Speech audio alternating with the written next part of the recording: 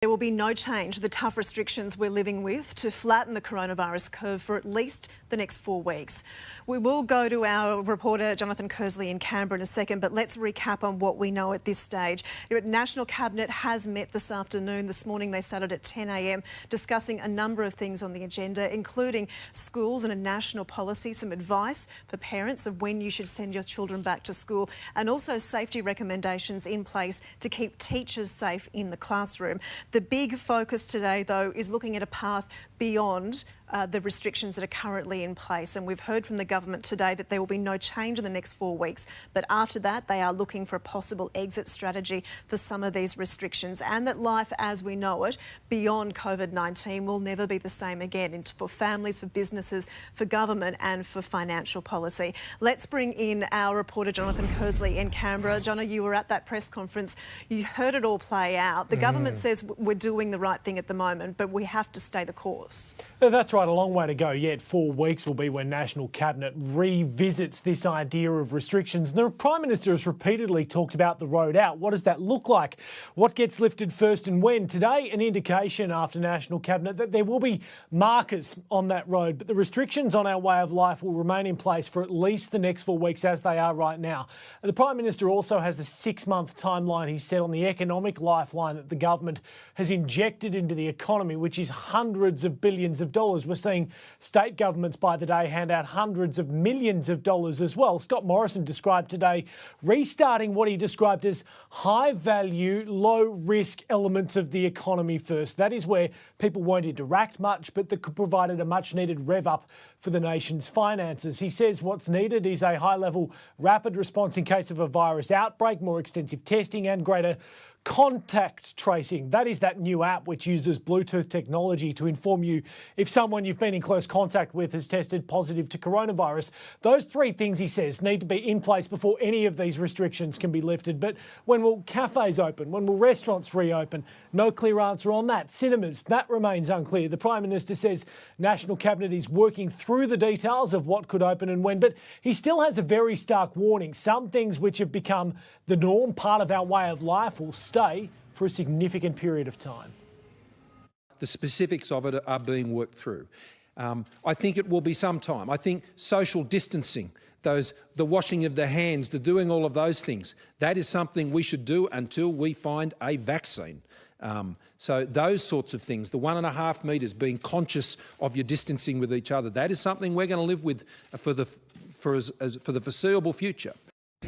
That's a pretty big and important line right there from the Prime Minister. Social distancing likely to stay until we have a vaccine. Another big issue for National Cabinet today was the issue of schools, Davina. No clear definitive path out there either in terms of a national approach. What we saw was some guidelines, but essentially the states and territories which are ultimately responsible for schools will decide what schools return and when, and how the students go about getting back into school, what some of the conditions are around pick-up and drop-off, and for teachers as well. The Prime Minister said, as for his own daughters, well, he wants them back in a classroom in front of a teacher as soon as the school will allow it. This is a state and territory issue. I want to make this really clear. The Commonwealth does not run public schools, state schools. They are run by state governments. They set the policy. They set the rules. Teachers are more at risk in the staff room than they are in the classroom when it comes to how the health advice plays out and the impact of this virus on children as opposed to teachers. That means that we need to have proper arrangements in place for teachers and other staff in schools, obviously to protect their work environment. So let's see how that plays out over the next few weeks or so. The Prime Minister did also warn of some grim economic news in the months ahead. A huge part of that will be unemployment. Davina, we saw figures out for March today, up 0.1% to 5.2% nationally. But that survey didn't take into account when the borders were closed, the mass shutdowns that took place and the social distancing measures, which have forced many other businesses to close their doors. So the real unemployment figure is much higher. Treasury's warned it could hit 10% by the middle of the year. Yeah, it's an ugly prediction, isn't it? OK, Jono, thank you.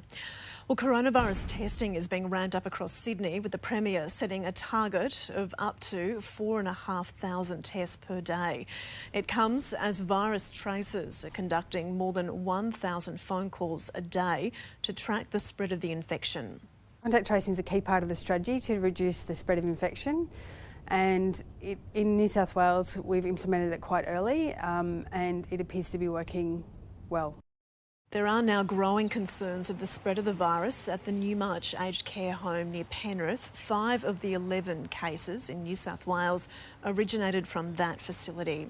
Well, popular discount store Kmart will temporarily close some of its stores across the country to cope with the surge in demand for online orders. Stores will be converted into fulfilment centres to keep up with online home delivery services. Here in New South Wales, Top Ride has already closed its doors.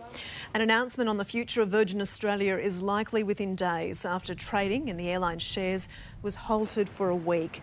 With the federal government so far refusing to bail out Virgin, there is growing speculation a voluntary administrator will be appointed. We'll have more details from our reporter Charles Croucher coming up very shortly on that story. Well, New South Wales residents are confused about what they can and can't do during the state's virus lockdown. We're being urged to only grocery shop when necessary, but new data from YouGov has revealed 47% of people are going at least twice a week and 1 in 10 are shopping daily. Meanwhile, there's only been a 27% drop in people visiting beaches and parks. Our Channel 9 tower here at Willoughby has lit up to honour frontline health workers battling COVID-19. It's joined other landmarks, including Melbourne's Alfred Hospital and suburban homes, lighting up to stand in solidarity for our healthcare staff.